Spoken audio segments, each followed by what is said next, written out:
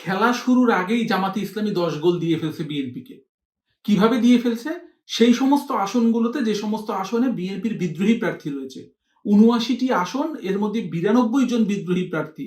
দলের সর্বোচ্চ নেতা তারেক রহমান সাহেব অনেক কথাবার্তা বলেছেন, অনেকরে বসে যেতে বলেছেন, কিন্তু কোনো কাজ হয়নি। বিদ্রোহীরা আরো বিদ্রোহী হয়ে উঠেছেন।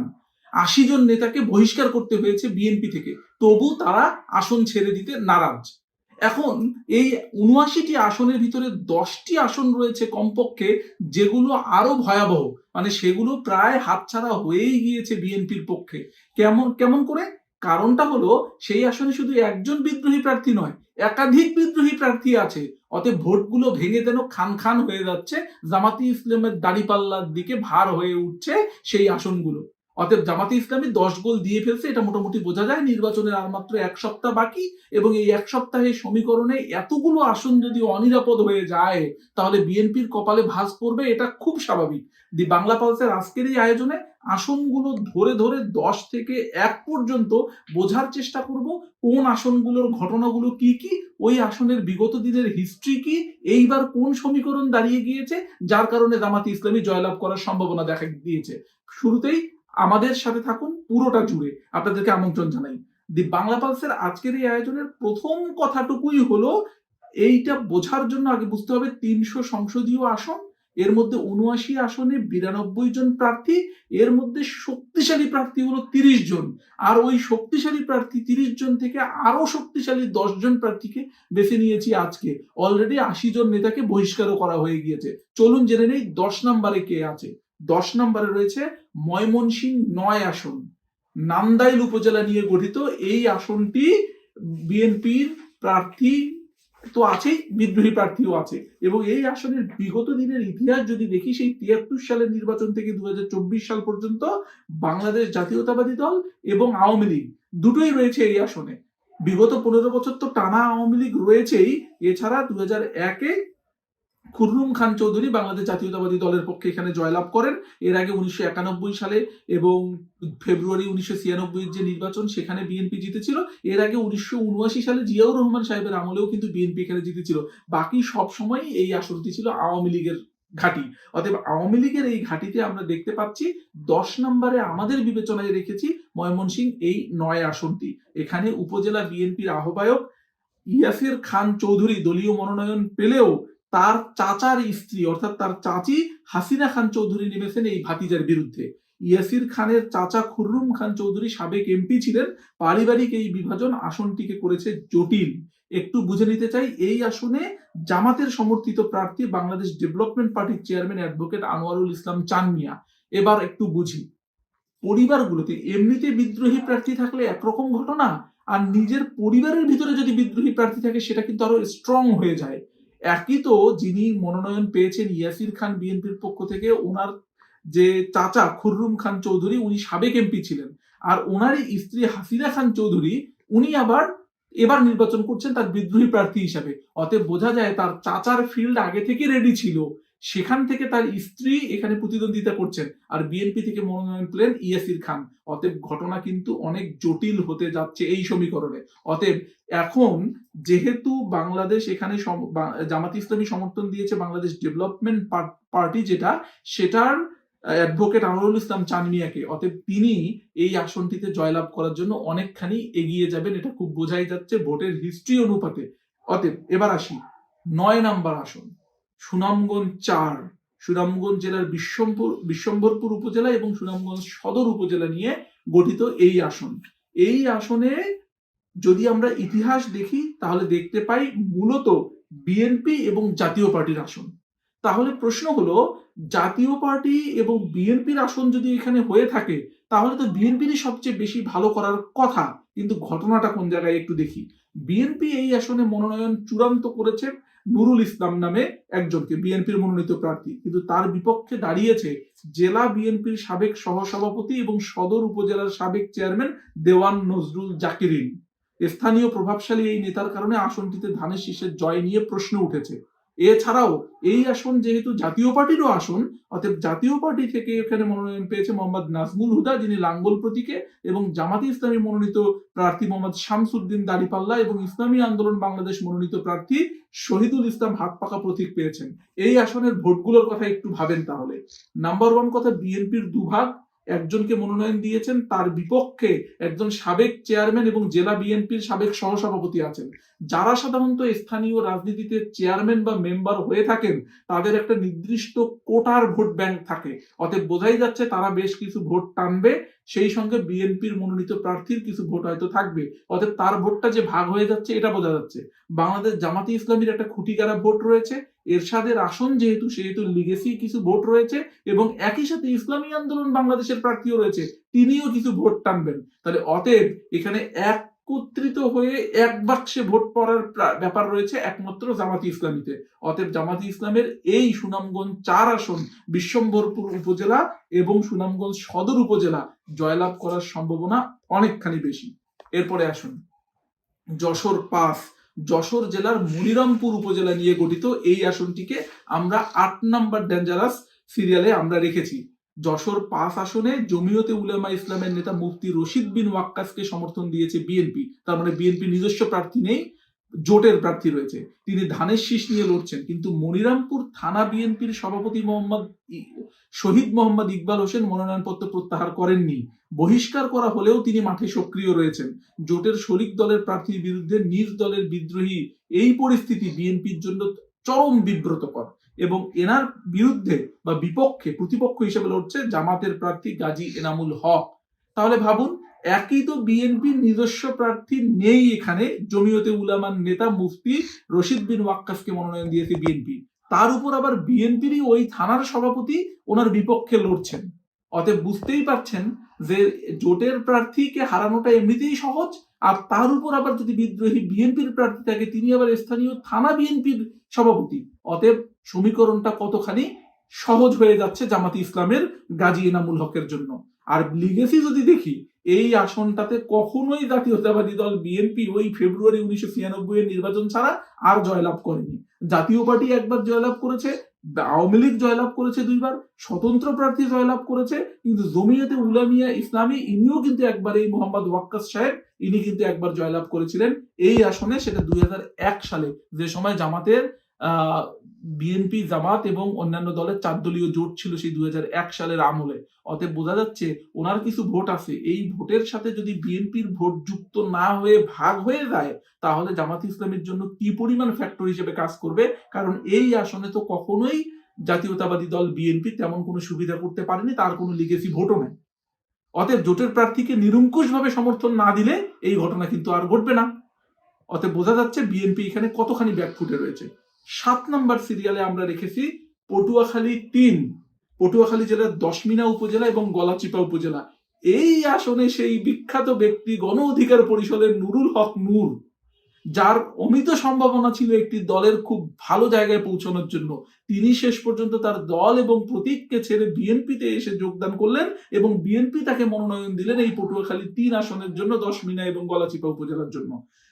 তো এই আসনে তার প্রতিপক্ষ হিসেবে কাজ করছেন সর্বপ্রথম বিএনপির নির্বাহী কমিটির সাবেক সদস্য হাসান মামুন। প্রায় 36 বছর ধরে তিনি এই এলাকায় রাজনীতি করছেন, তার নিজস্ব নেতাকর্মী এবং জনপ্রিয়তা রয়েছে। অথচ সেই জায়গাতে বিএনপি করে না, একটা ছোট্ট দল থেকে আগত নুরুল ইসলাম নূরকে সেই জায়গায় বিএনপি মনোনয়ন দিয়েছে। এটা অবশ্য নুরুল ইসলাম নূর নিজেই বলছেন, আমরা একটি স্থিতিশীল সরকারের জন্য আসন সমঝোতা করে বিএনপির সঙ্গে নির্বাচন করছি। যেসব আসনে বিএনপি সরাসরি প্রার্থী দেয়নি, সেখানে প্রায় প্রতিটি আসনেই তাদের বিদ্রোহী প্রার্থী আছে। আমরা বিষয়টি হাইকমান্ডকে জানিয়েছি। কিন্তু জানালে কি হবে, হাসান মামুন তো সাংগঠনিক ব্যবস্থা নেয়ার পরও পরিস্থিতি কিছুটা বদলালেও উনি তো মাঠ থেকে সরে যাননি। অতএব সঙ্গত কারণে 36 বছর ধরে লোকাল রাজনীতির জনপ্রিয় নেতা কখনোই নুরুল হক নূরকে সেই সাপোর্টটি দেবে না।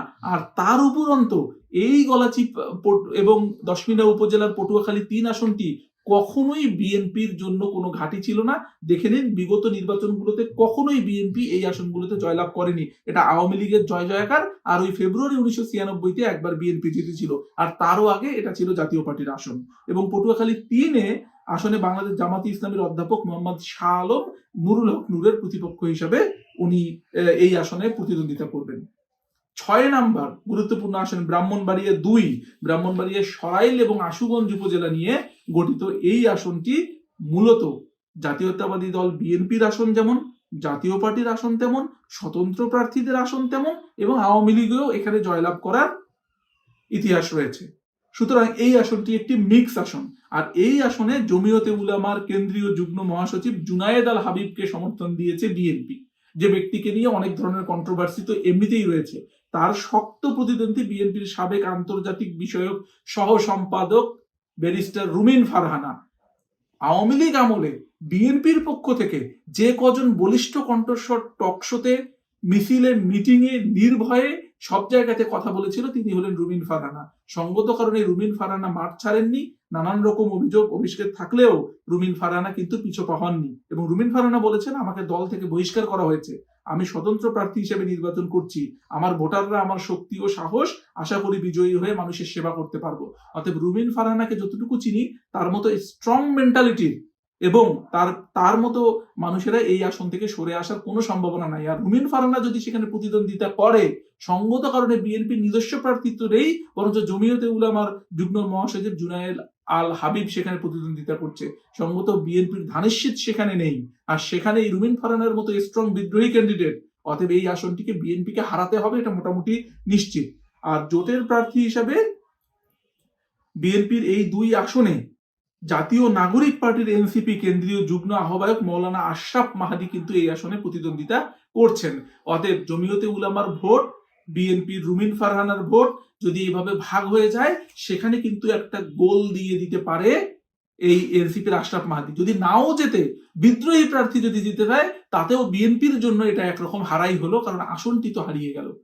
ওকে, 5 নাম্বার ক্রিটিক্যাল আসন নারায়ণগঞ্জ 1, নারায়ণগঞ্জের রূপগঞ্জ উপজেলা নিয়ে গঠিত। এই আসনটিতে বিএনপির জয়ের হিস্ট্রি রয়েছে, আওয়ামী লীগেরও জয়ের হিস্ট্রি রয়েছে, জাতীয় পার্টিরও রয়েছে, এবং এই নারায়ণগঞ্জ 1 আসনে বিএনপি প্রার্থীর কেন্দ্রীয় কমিটির সদস্য মোস্তাফিজুর রহমান ভূঁইয়া দীপু। তার বিপরীতে স্বতন্ত্র প্রার্থী কেন্দ্রীয় যুব দলের সাবেক সহ সম্পাদক মোহাম্মদ দুলাল হোসেন, যার প্রতীক হলো জাহাজ।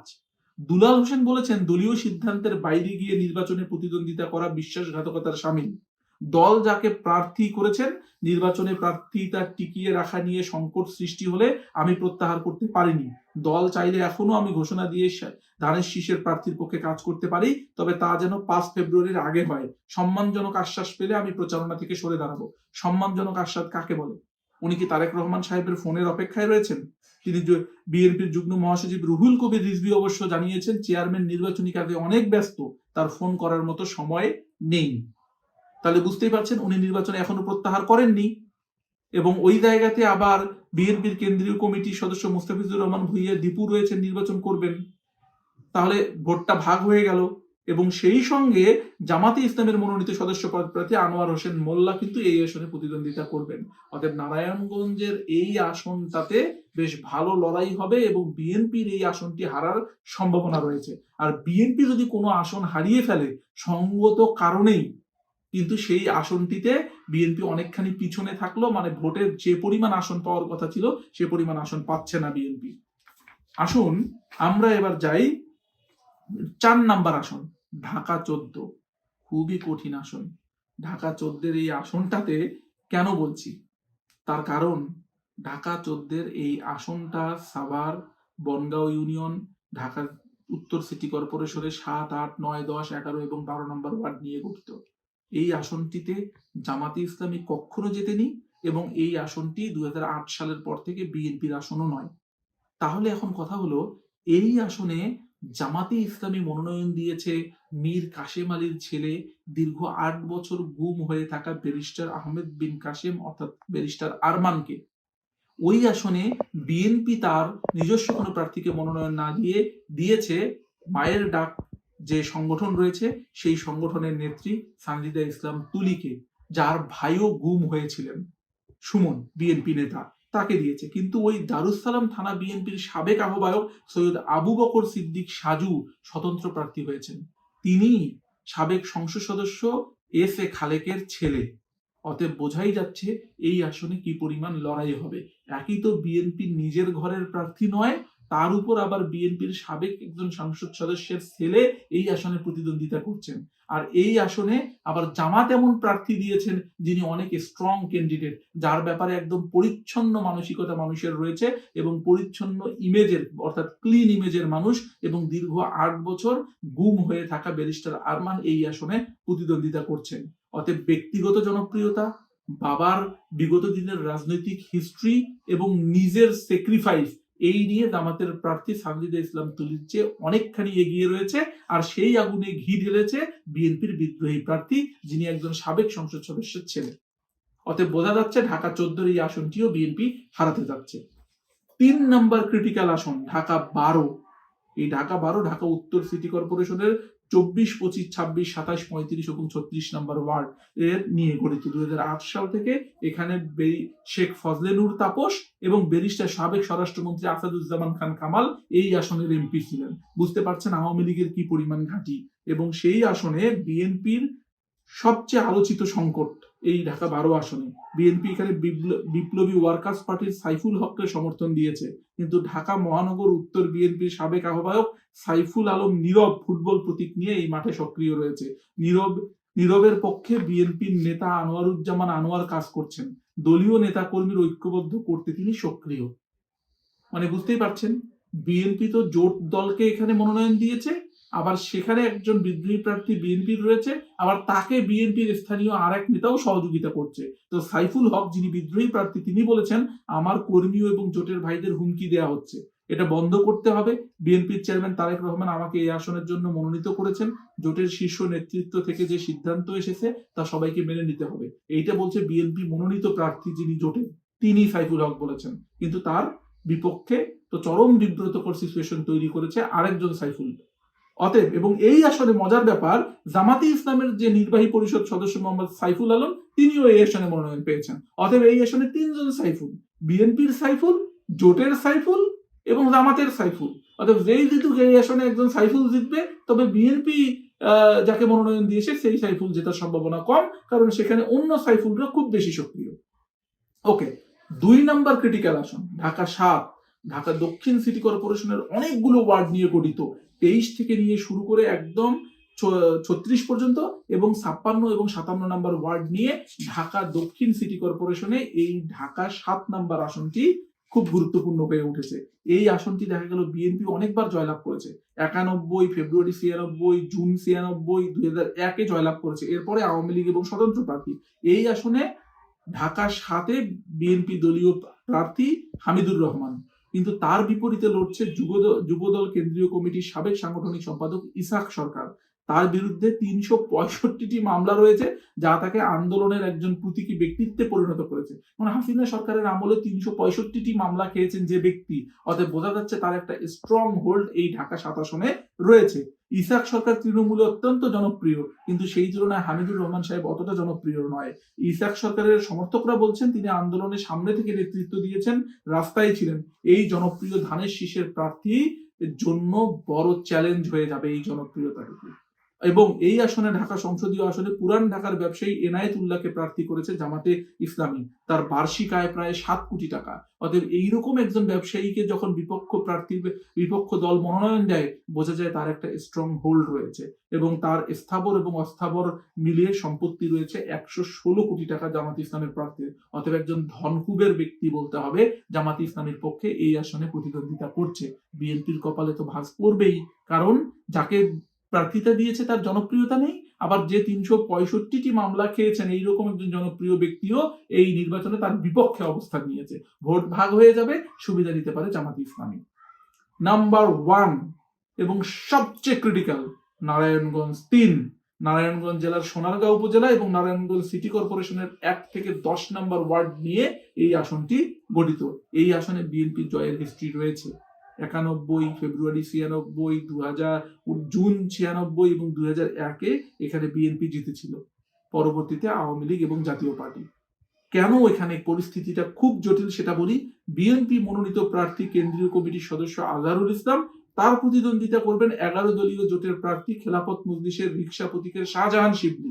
এখানে ঘটনা নয়, বিএনপির ওই প্রার্থীর বিরুদ্ধে তার বিপক্ষে দুই প্রাক্তন ভারী ওজনের নেতা সাবেক প্রতিমন্ত্রী রেজাউল করিম ঘোড়া প্রতীকে এবং সাবেক সংসদ সদস্য এবং জেলা বিএনপির সাবেক সভাপতি মোহাম্মদ গিয়াসউদ্দিন ফুটবল প্রতীকে প্রতিদ্বন্দ্বিতা করবেন। তাহলে বোঝেন, বিএনপি যাকে মনোনয়ন দিয়েছে তার বিপক্ষে আরো দুইজন স্ট্রং বিএনপি প্রতিনিধি আবার এখানে দাঁড়িয়েছে। অর্থাৎ বিএনপির ভোট 3 ভাগে ভাগ হয়ে যাচ্ছে। আর জামাতে ইসলামী যাকে মনোনয়ন দিয়েছে খেলাফত মজলিস, তার নিজস্ব একটা ভোট ব্যাংক রয়েছে, জামাতের একটা ভোট ব্যাংক রয়েছে। অতএব সবগুলোই ওই এক প্রতীকে পড়বে, দাড়িপাল্লা প্রতীক এবং রিক্সা প্রতীকে, যিনি শাহজাহান শিবলি এই আসনে প্রতিদ্বন্দ্বিতা করছেন। অতএব এই 10টি আসন বিএনপি অলরেডি হারাতে চলেছে। এই 10টি আসনে বলা চলে জামাতে ইসলামী সহ 11 দলীয় জোট কঠিনভাবে এগিয়ে রয়েছে। অতএব খেলা শুরুর আগেই যদি এই ভাঙ্গন প্রতিরোধ করা না যায়, তাহলে জামাতে ইসলামী অলরেডি 10 গোল দিয়ে দিয়েছে, এটা মোটামুটি বোঝা যায়। বিএনপি বিদ্রোহী প্রার্থীদের এই দাপটের কারণটা কি? নাম্বার 1, স্থানীয় শক্তিমত্তা। এই নেতারা কয়েক দশক ধরে নিজ এলাকায় রাজনীতি করছেন, তাদের নিজস্ব ভোট ব্যাংক রয়েছে, নিজস্ব নেতাকর্মী রয়েছে। দ্বিতীয়ত, মনোনয়নে অসন্তোষ। অনেক ক্ষেত্রে হয় কি, আমি মনোনয়ন পাইনি ঠিক আছে, কিন্তু এমন ব্যক্তিকে দেয়া হয়েছে তিনি আরো কোয়ালিফাইড, আরো যোগ্য এবং আরো রাস্তায় পরীক্ষিত নেতা, কিন্তু তা হয়নি। তাই একটা তৃণমূল পর্যায়ে চরম অসন্তোষ রয়েছে। তৃতীয়ত, তারেক রহমানের ব্যক্তিগত অনুরোধ সত্ত্বেও অনেকে মাঠ ছাড়েননি, যেমন রুমিন ফারানা, সাইফুল আলম নীরব, আতাউর রহমান খান আঙ্গুরের মতো হেভিওয়েট নেতারা বহিষ্কারের তোয়াক্কাই করেননি। অতএব বোঝাই যাচ্ছে, যারা বিদ্রোহী প্রার্থী হলেন বহিষ্কারেরও তোয়াক্কা করছেন না। অতএব ওনাদের কোনো কিছুতেই কোনো যায় আসছে না, ওনারা জেতার জন্যই মাঠে খেলবেন। এটা বিএনপির জন্য খুবই বিব্রতকর। রাজনৈতিক বিশ্লেষকরা বলছে 79টি আসনে 92 জন প্রার্থীর উপস্থিতি ভোটের মাঠে নেতিবাচক প্রভাব ফেলবে। ধানের শীষের সমর্থক এবং তৃণমূল নেতাকর্মীদের ভোট 2 ভাগে 3 ভাগে ভাগ হয়ে যাবে, যেটা বিএনপির জন্য তো বিব্রতকর বটেই, অন্য দলের জন্য সুবিধাও বয়ে নিয়ে আসতে পারে। শৃঙ্খলা ভঙ্গের দায়ে বিএনপি এখন পর্যন্ত 80 জন নেতাকে বহিষ্কারও করে ফেলেছে। তো সুতরাং বিএনপির পরিচালনা কমিটির মুখপাত্র ডক্টর মাহাদি আমিন বলেছেন, বিদ্রোহী প্রার্থীরাও দলের অনেক ত্যাগী নেতা, তাদের বুঝিয়ে প্রার্থিতা প্রত্যাহারের অনুরোধ জানানো হয়েছিল এবং অনেকেই তাতে সাড়া দিয়েছেন। যারা শেষ পর্যন্ত অনড় থেকেছেন, ধানের শীষের বৃহত্তর সাথে তাদের বিরুদ্ধে কঠোর সাংগঠনিক ব্যবস্থা গ্রহণ করা হবে। এই কিন্তু মাঠের বাস্তবতা ভিন্ন। 5 ফেব্রুয়ারি যে তারিখের মধ্যে বিদ্রোহীদের সরে দাঁড়ানোর আলটিমেটাম দেওয়া হয়েছিল, তা দ্রুত এগিয়ে আসছে এবং সময় শেষ হয়ে আসছে। এখন বলাই বাহুল্য, ভাঙনের সুর যদি কোনো জায়গায় শুরু হয়ে থাকে, তাহলে তার আর রক্ষা নেই। নদী ভাঙ্গন যেমন ভাঙতে শুরু করলে একদম গ্রামের পর গ্রাম বিলীন করে দেয়, মাঠের পর মাঠকে গ্রাস করে ফেলে, ঠিক তেমনি ভাবে বিএনপির ঘরে এখন বিদ্রোহের আগুন। আর এই চান্স নিয়ে পেনাল্টি কিকের মতো গোল দিয়ে দিচ্ছে জামাত সহ 11 দলীয় জোট। দেখা যাক শেষ পর্যন্ত কি হয়। 12ই ফেব্রুয়ারির জন্য অপেক্ষা। যারা সঙ্গে ছিলেন অসংখ্য ধন্যবাদ। কমেন্ট করে আপনাদের মতামত জানাবেন। ধন্যবাদ সবাইকে।